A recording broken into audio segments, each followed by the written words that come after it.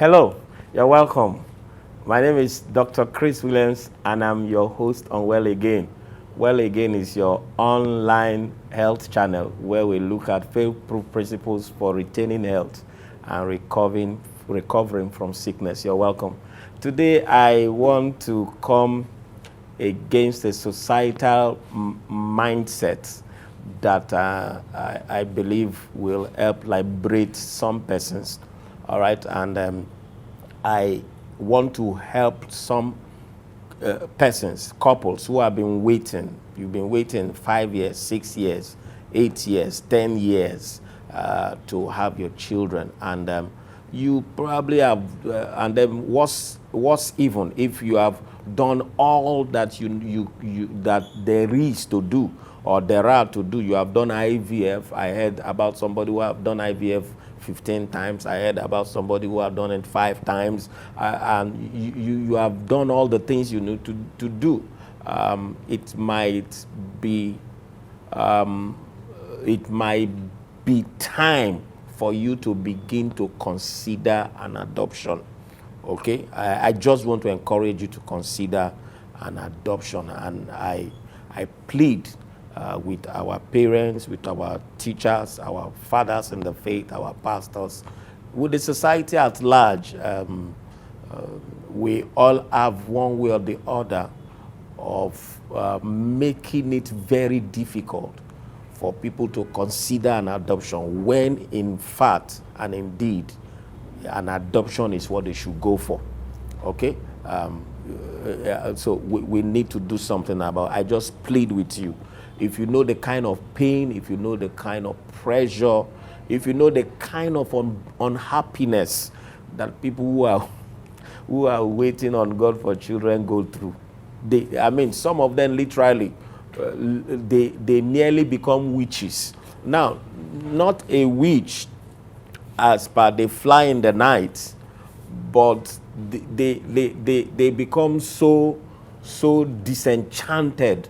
They become so jealous and envious, and when all those are in place, there's no stopping how far negative somebody can become. All right. So why should you consider an adoption? Why should you consider an adoption? Okay. Or what are the reasons why people don't want to consider an adoption, and how will you overcome it? Number one, some people, especially the ones who are Christians, think that it's lack of faith, that it means that they have given up on God. That's not true. That's not true. That's not true. God knew in his wisdom that there are some people who will be irresponsible to have a child, and then there are some people who will not have children.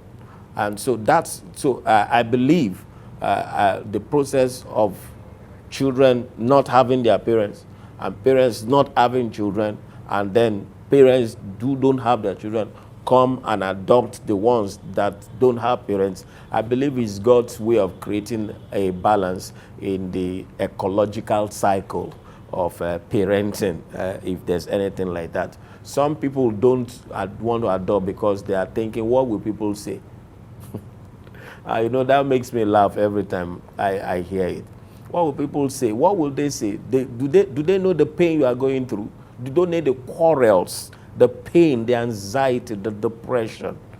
Okay, the depression. Some people have literally lost their businesses, lost their jobs. Some people have been sacked from office because they just dropped from being top performers to non-performers because of not having children. Instead of going like that, living a lifelong of unhappiness, I think you should go and consider an adoption. Okay, why else should you consider an adoption? God is the first example of an adopting parent. We are adopted children of God. You and I are adopted children of God. Ephesians chapter 1 verse 5 tells us Galatians chapter 4 verse 5 tells us that we are adopted children of God. Jesus is the only begotten Son of God. You and I are adopted children of God. Even Abraham, our father of faith, if you're a child of God, if you're a Christian, he adopted. In Genesis 15 verse 2, he said, he was praying to God. He said, what will you give me, seeing I go childless? And this steward of mine house, Eliezer, except seeing I go childless, and the steward of mine house is this Eliezer of Damascus. That word steward is from the Hebrew word ben or bena, and it means heir actually. So before God came and said, no, I'm going to give you your own, Abraham had zeroed his mind that this guy will be my heir. Okay? So why else? Some people will say, some people think it's because it shows that they have given up on God. It doesn't show you have given up on God. The fact that you brought a child into your house, does not mean you have stopped believing God. As a matter of fact, my suggestion to people who can afford it is, besides your 2-3 children, bring in another child if you can. Because there are children languishing there in orphanages and homes that are it's due to no fault of theirs. They are there, and that's not a very good environment from them. Time will not permit me, but right now, what the UN has agreed, they are working towards removing the orphanage system, because they think no child should be unfortunate to grow up in an orphanage. Okay, if 90% of children who live and grow up in an orphanage, they grow up dysfunctional, because it's not family. Closely knit family is God's design for bringing up children. Okay, so you are not giving up, you are actually giving in to the will, to the design of God. Let me put it this way. Okay, when you adopt also, you create a system where you are increasing the demand, the pressure of demand, your pressure of demand on the spiritual realm to deliver to you your own children. When that child comes in and is calling daddy, mommy, he's literally calling those things which be not as though they are. You are also providing parentage for a child that doesn't have parents. It's a spiritual activity. Okay, you are increasing your demand on the realm of the spirit. And then why else should you adopt? To preserve your mental health, to preserve your emotional health and your psychological health. Okay, women have been known to literally become mental, go into depression, become psychologically imbalanced, make irrational decisions just because they don't have children. And we see examples in the Word of God. Sarah, for instance. It's not every day a woman says to her husband, go and sleep with my house girl. It's not every day. Before a woman can get to the point where she will stand at the door and say, oh yeah, go in. And then she's hearing all the things going on inside, and she doesn't open the door. That woman has become emotionally battered. She's no longer, permit me to say, she's not herself. So that's where Sarah got to. Rachel also got there. The wife of Jacob.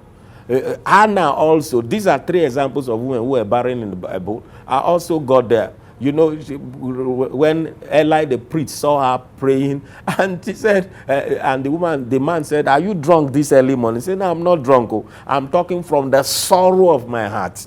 Okay, no matter how we try to preach faith or encourage them, people who are waiting on God for children, they are in a lot of emotional pain. And bringing in a child, it will literally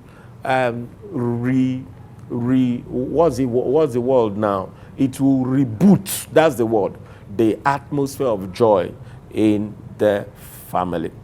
All right. Okay. So you don't lose your marriage.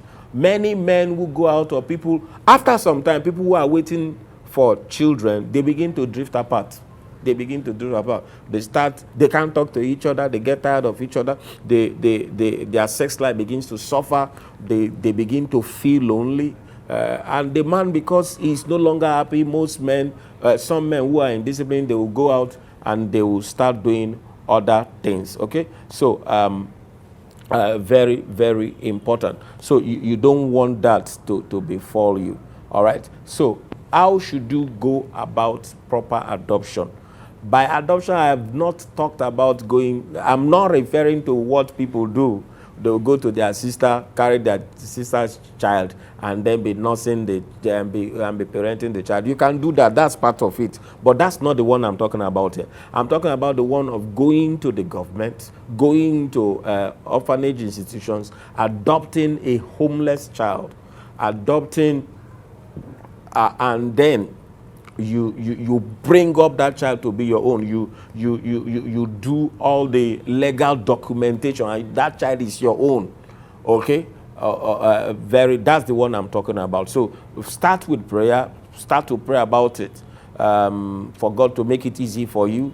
Pray about your heart for God to help you accept the idea and also ultimately accept the child also. Pray also about the fact that your family should accept that idea, and then go to established homes and orphanages, registered, approved, and established homes and orphanages. Please do not go to all these people who sell children. I mean that will get you into serious trouble. Okay, go to them, connect with them, like 3 or 4, especially ones outside of big cities. The ones within big cities, usually the queue waiting for adoption is very long. Go to the one in your village. Go to the one next door to your village. Go to the one to your husband's village, and then make connections with 2 or 3 or 4 such orphanages. Okay, and then begin to minister to the children. Begin to connect with the children. Begin to give things to that orphanage. Okay, so the next time a baby arrives that is adoptable, then you are, and they will be able to contact you, madam. Where are you? A baby has arrived, though. Okay, and then you can go and follow up on that. Besides that, also you need to go and make your intention known, register your intention with the children and women and children's ministry in that state. Very important. Okay, orphanages do not have the permission to adopt children out. Okay, it has to go through the Ministry of Women's and Children. They have to take it to court. A judge has to rule and grant that permission. Anything you do beyond that, it's illegal. You can lose that child and it can incriminate you. All right, so you go there and also register your whatever, and then follow all the things they ask you to do. And that's why I'm saying, if you are outside of Lagos, or even if you are not outside of Lagos, states besides Lagos, besides all these very busy cities, the pressure on adoption in those places are easier, and then it can be easy for you. Honestly, I know what I'm saying. I've seen people who were losing their minds, literally. Their marriages were gone, literally. They were just living together. And then somebody somewhere, sometimes myself, encourage them to go and do adoption, and they followed through with it, and they are as happy. If they don't tell you, you will never know that child is an adopted children. That child is an adopted child, and life is just going on for them. Okay, so I'll say this before I close. Faith is about pursuing God's wisdom, God's will, alongside his wisdom and his way. God's will, God's wisdom, and God's way. Faith is not a luta continua. Some people have decided the only way I can have children cry in my house is by having my own. Well, if you have done all you would, you have served, you have pursued God, you have prayed, you have done IVF, you have done IUI, you have done all this, and it's not coming through, adopt. Adopt. and then you'll see your tears will be wiped away. Let me put it that way. Thank you so much for listening today. All right, we have our books. And then I just, before I introduce our books, I would like for you right now, as I am talking, for you to subscribe.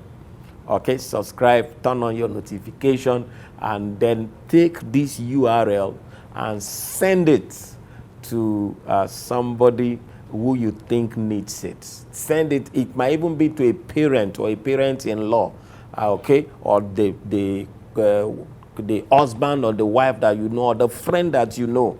Okay, these are things that are very difficult for us to suggest. Send it to them, and then let's see the ones we love happy.